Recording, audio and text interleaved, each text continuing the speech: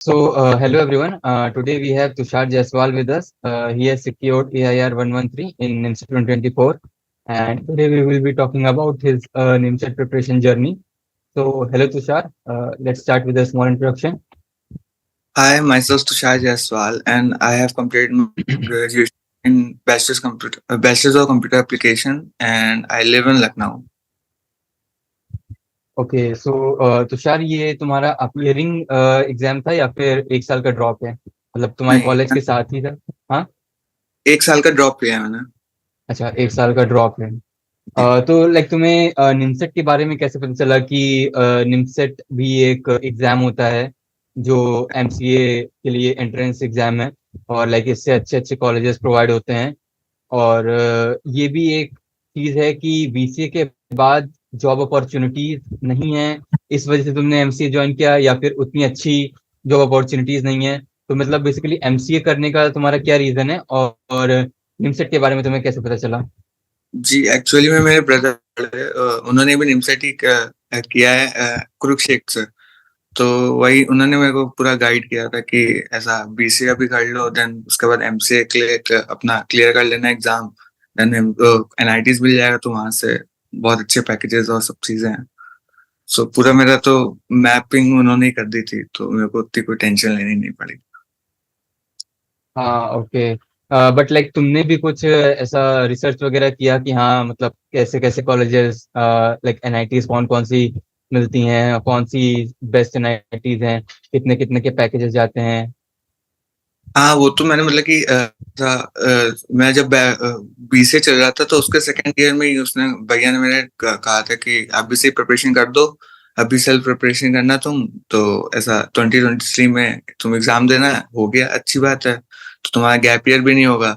Then उसके बाद नहीं होता है, देन फिर देखा जाएगा कि कोचिंग करके ऐसा ड्रॉप ईयर लेके करेंगे। तब मैंने रिसर्च करी थी काफी, कि प्रिपरेशन के लिए करी थी कि कहाँ से करनी चाहिए, कौन सी बुक्स अच्छी हैं, कौन से चैनल्स हैं, मैथ्स कितनी आती है, रीजनिंग कैसी आती है, कंप्यूटर कितनी आती है।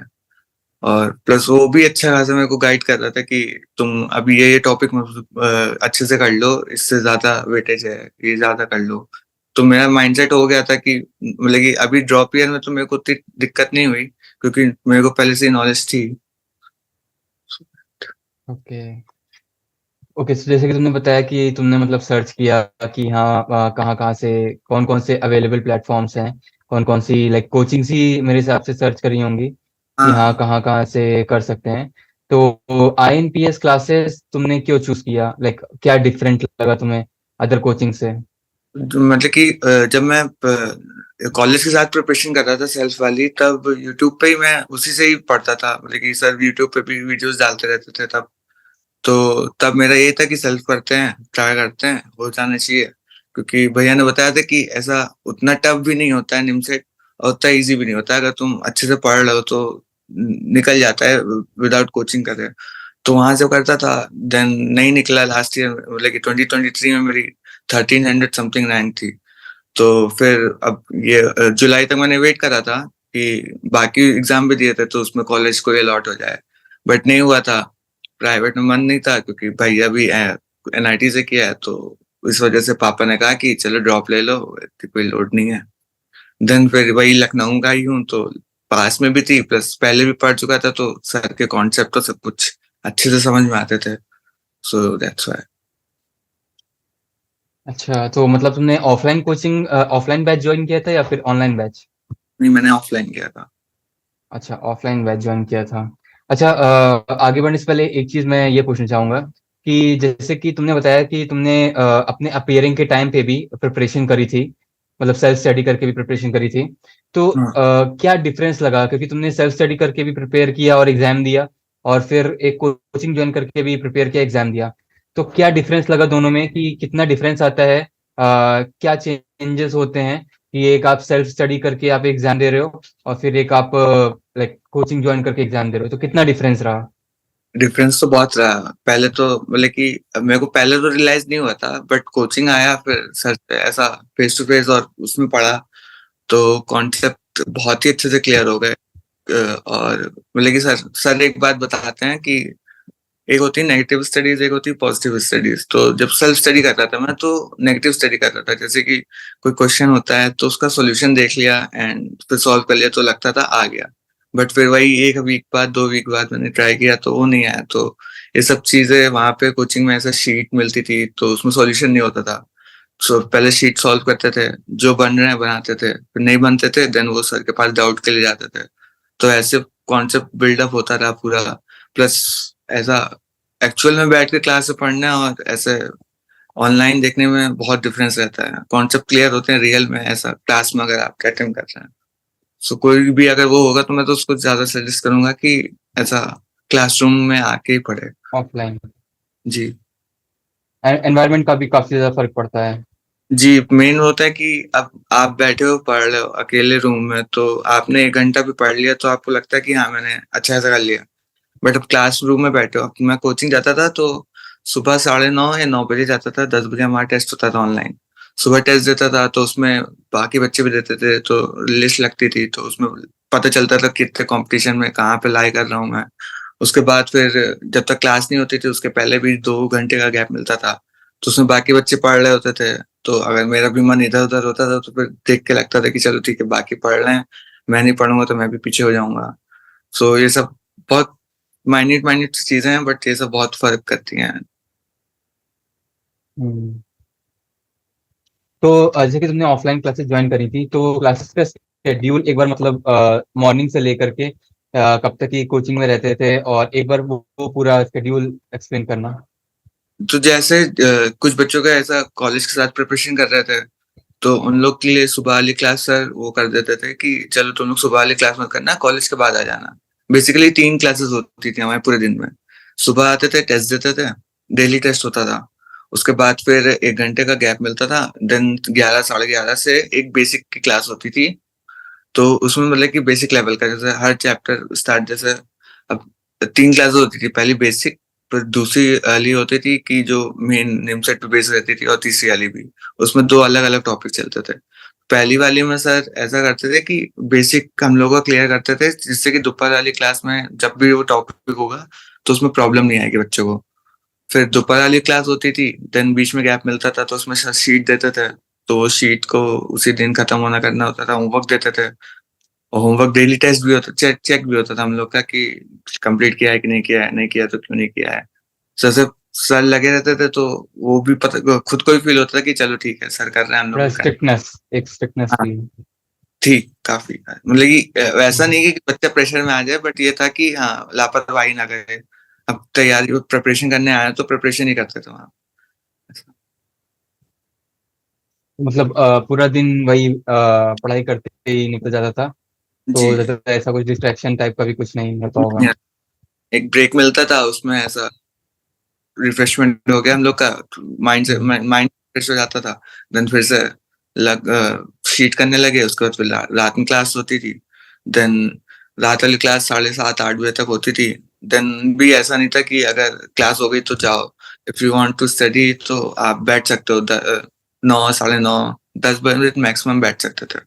तो बैठता भी था, स्टार्टिंग में बैठा था, देन फिर थोड़े दिन नहीं मन लगा तो नहीं बैठा, देन उसके बाद फिर रियलाइज़ हुआ कि नहीं अभी बैठना पड़ेगा, क्योंकि बहुत चीज़ें करनी है और टाइम कम है। सो हम्म।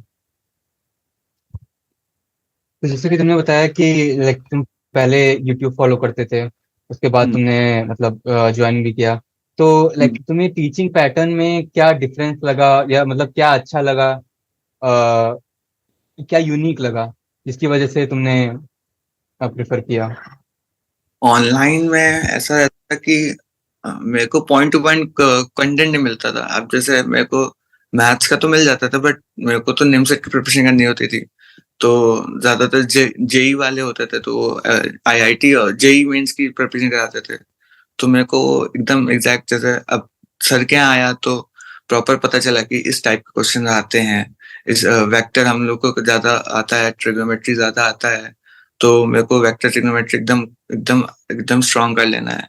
सो ये सब चीज़ें नॉलेज, मेन चीज़ नॉलेज है कि रीज़निंग को इतना टाइम देना है, और प्लस रीजनिंग में कॉन्ट इतने परसेंट आती है और वर्बल इतने परसेंट आती है। कंप्यूटर में लॉजिक गेट्स के क्वेश्चन इतने आते हैं, ऐसे टाइप के आते हैं। सो पूरा वही मेन चीज़ है पैटर्न की कि कौन से टाइप के क्वेश्चन आते हैं और कौन से टॉपिक ज़्यादा अच्छे हैं, कौन सा टॉपिक टफ है जिसमें ज़्यादा काम करना है, ज़्यादा टाइम देना है कि उसको भी स्ट्रॉन्ग कर लें। और ये भी नहीं कि जो टॉपिक कर लिए हैं तो उसको भूल जाएँ, उसका भी मतलब कि रिवीज़न का टाइम टू टाइम सर कराते थे। ऐसा हर टॉपिक सर ने कम से कम 3 बार कराए हैं। हुँ। Okay, so like study material के बारे में बात करते हैं कि स्टडी मटेरियल तुम क्या सजेस्ट करना चाहोगे? जैसे कोई एक स्टूडेंट है, तो क्या स्टडी मटेरियल सजेस्ट करना चाहोगे? लाइक जैसे अगर कोचिंग का स्टडी मटेरियल सफिशिएंट है या फिर कुछ एक्सटर्नल बुक्स भी ज़रूरी हैं लगाना? अगर कोचिंग से कर रहे हैं तो कोचिंग का मटेरियल सफिशिएंट रहता है ऑब्वियसली।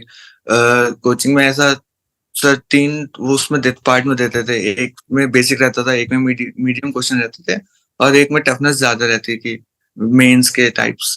तो वो सफिशिएंट रहता था, बट वही है कि अगर आपके ज़्यादा टाइम दे रहे हो आप कोचिंग में, तो आपके पास टाइम बचेगा। तो वो शीट होने के बाद, डाउट क्लियर करने के बाद सर से, फिर उसके बाद मैं फिर बुक उठाता था।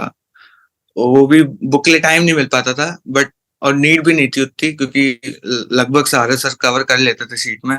बट हुँ, वही था कि भैया ने, लेकिन टाइम बच जाता था मेरे पास ऐसा, तो मैं बुक्स भी लगा लेता था थोड़ी बहुत।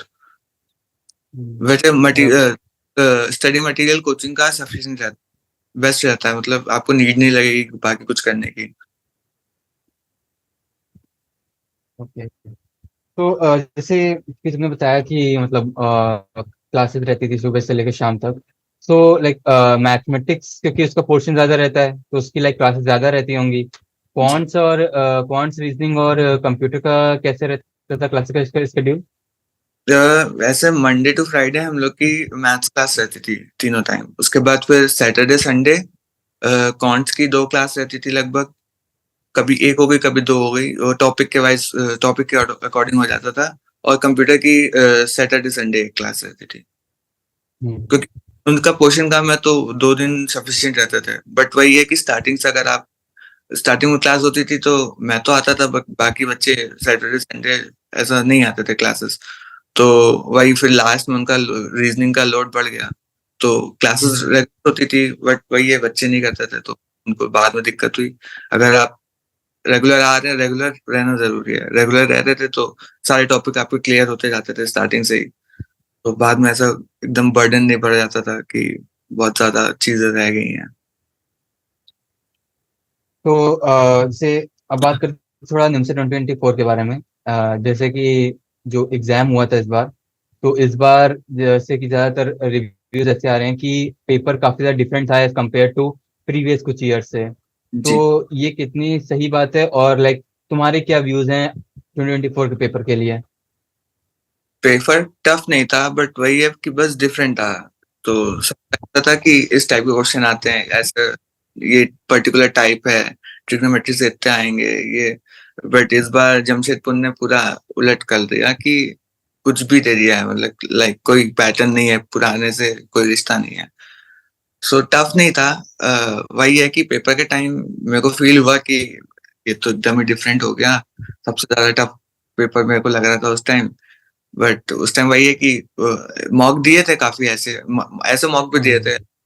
टफनेस था कि कोई रिलेशन नहीं, पहले जो पेपर दे चुके हैं आगे क्या देना है उससे कोई रिलेशन नहीं था। ऐसे मॉक दे चुके थे तो उतनी दिक्कत नहीं थी।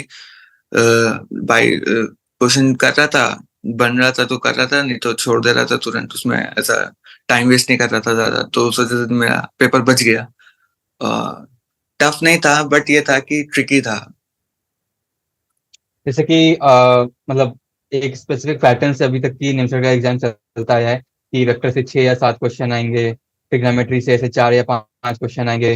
तो ऐसा भी इस बार कुछ डिफरेंट था या फिर मतलब ऐसे ही इतने नंबर ऑफ क्वेश्चन के आसपास ही क्वेश्चन आए थे?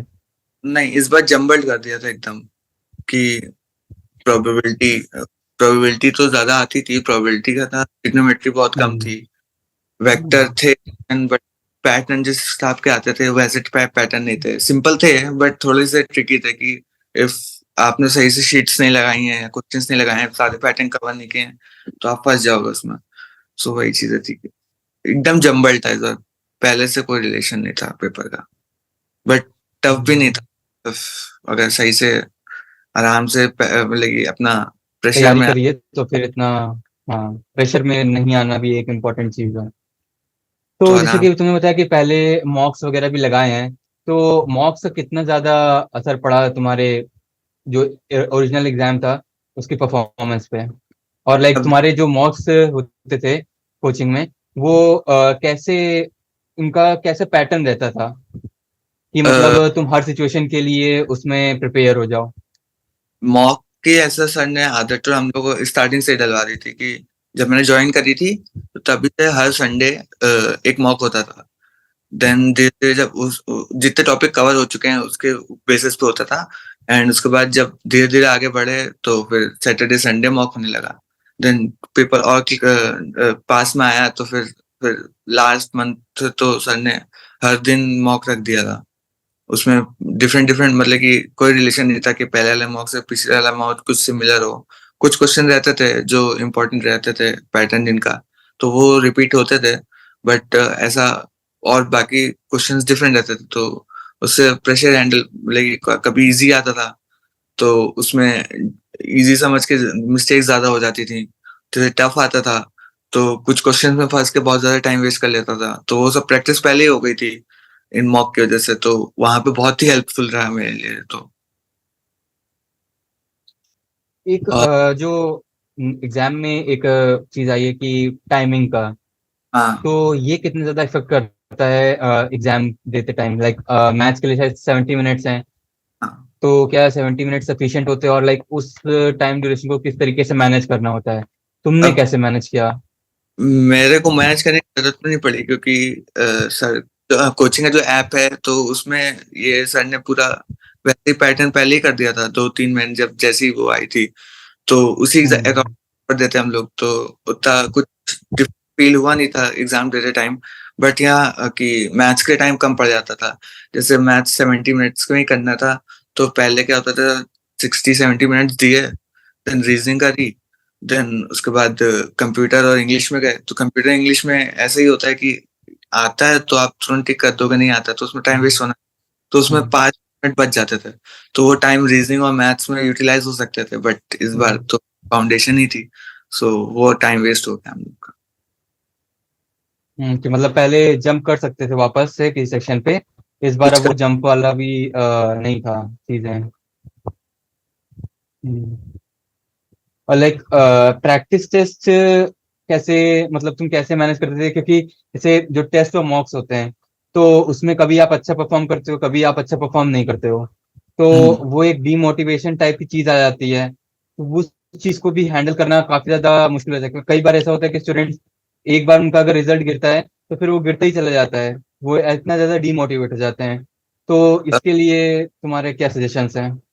अब मेरा कोचिंग में ग्रुप था ऐसा 4 फ्रेंड्स का था। तो हम लोग आपस में कॉम्पिटिट करते थे, तो कभी किसी का तो का होता था तो ऐसा फील तो होता था कि मैं भी सेम ही मेहनत कर रहा हूँ, उसके नंबर ज्यादा कैसे आ रहे हैं। और मेरा फिर टेस्ट टफ आया तो बाकी ने हैंडल कर लिया प्रेशर, तो अच्छा चला जाता था, मेरा खराब चला जाता था। तो नंबर देख के सर खुद ही बुला लेते थे कि क्या हो गया तुम इसमें नंबर कम कैसे हो गए। पिछले वाले से पूछते रहते थे कि कितने मार्क्स आए, क्या दिक्कत हुई, कहाँ पे मतलब कि प्रेशर फील करने लगे थे कि क्या थी। तो सर से बात करके ऐसा नॉर्मलाइज हो जाता था कि ठीक है, होता है, पेपर है तो ऐसा होएगा ही। ऑब्वियसली हमेशा तुम एकदम एक्यूरेसी मेंटेन नहीं करोगे, बट यही चीजें हैं कि अभी हो रही हैं गलतियां तो अभी से ही कर लो, तो टेस्ट में तुम्हारा ये गलतियां सेम रिपीट नहीं होगी तो तुमको उसका बेनिफिट मिलेगा। तो फील तो होता था, बट वही है कि सर पूछ लेते थे नंबर मार्क्स और सर समझा देते थे, गाइड कर देते थे कि ये प्रॉब्लम होती है तो देखो कौन से टॉपिक में तुमने गलतियां की हैं, देन उसमें देख उस पे वर्क करो, देन अगला मॉक में सेम मिस्टेक रिपीट ना हो। सो थोड़ी देर के लिए होता था, देन सर से ऐसा बात करके तो नॉर्मल हो जाता था, तो नेक्स्ट मॉक की प्रिपरेशन करने लगता था। सो तब कुछ फील फिर नहीं होता था, ऐसे हैंडल होता था। हम्म।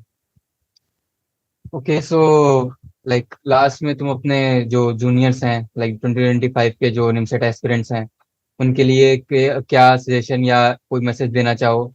और अगर आईएमपीएस क्लासेस के लिए कुछ फ्यू वर्ड्स अगर कहना चाहो।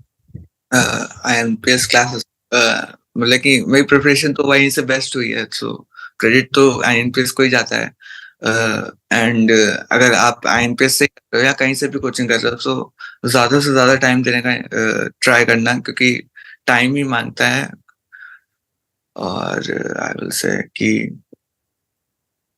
और तो कुछ प्रैक्टिस नहीं है। वगैरह भी थोड़ा इम्पोर्टेंट रहेगा। वही है कि आप टाइम दें, प्रैक्टिस दें, भूल जाएँ अभी बाकी चीज़ें कि हाँ, घूमना ये सब थोड़ा-सा वो करना, स्ट्रगल करना पड़ेगा। 1 साल की बात होती है, देन अब मिल गया है कॉलेज तो सब अच्छा ही अच्छा है, उतनी कोई लोड नहीं। तो Okay, so thanks a lot, Tushar. I wish you all the best for your future. Thank you, Thank you, wishing you everyone. Yeah.